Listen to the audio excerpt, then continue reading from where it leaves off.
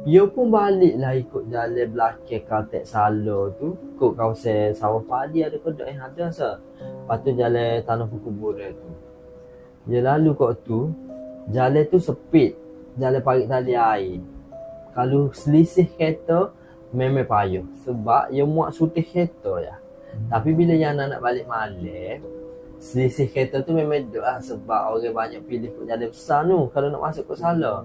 Cuma bila kita orang ni duduk biasa lalu kat tu, moga lebih dekat nak sapa ke rumah director kita orang ni.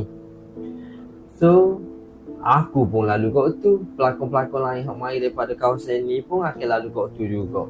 Jadi hanya kami-kami je lah lalu kat tu, kawasan Kapung tu. Kapung pun, ia hanya ada parit tali air, sawah padi, kubur dan Caltex Salo tu.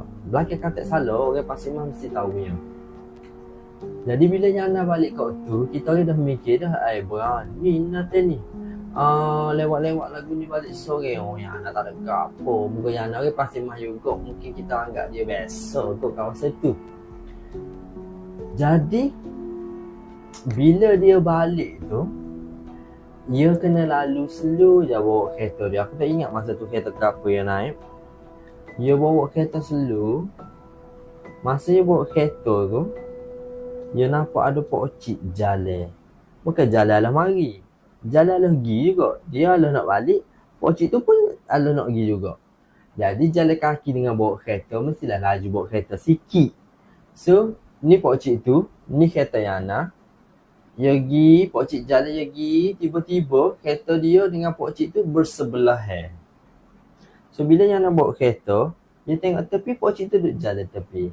Dia tak takut gapo lah, moga mungkin Pak Cik tu penggali kubur ke gapo kau, dia tak kisah lah deh. Dia tekan minyak, Pak Cik tu duduk tepi. Dia laju sikit, Pak Cik tu duduk tepi. Dia slow, Pak Cik tu duduk tepi. Jadi Pak Cik tu jalan kaki. Tapi dia tekan minyak banyak mana sekalipun, Pak Cik tu tetap duduk belayar. Lepas tu bila dia takut, dia kelih depan, Pak Cik tu duduk belah ni pula. Tapi Pak Cik tu tak cara dia pun. Pak Cik tu jalan je nak pergi ke depan. Cuma Pak Cik tu sentiasa berada di sebelah kiri ke kanan dia. Kadang-kadang duduk belah kanan gila lah. Sebab dekat dengan driver, dekat menang dengan driver. Lepas tu dia mikir juga, macam mana Pak Cik ni boleh jalan sedekah jalan tu kecil, boleh muat so kereta je. Saya tak tahulah tahun ni belakang Caltex tu jalan sudah direnovate ke apa. Tapi zaman kita reshoot tu memang jalan tu sepit dan boleh muat so kereta je. Tak tahulah lah ni jadi kan.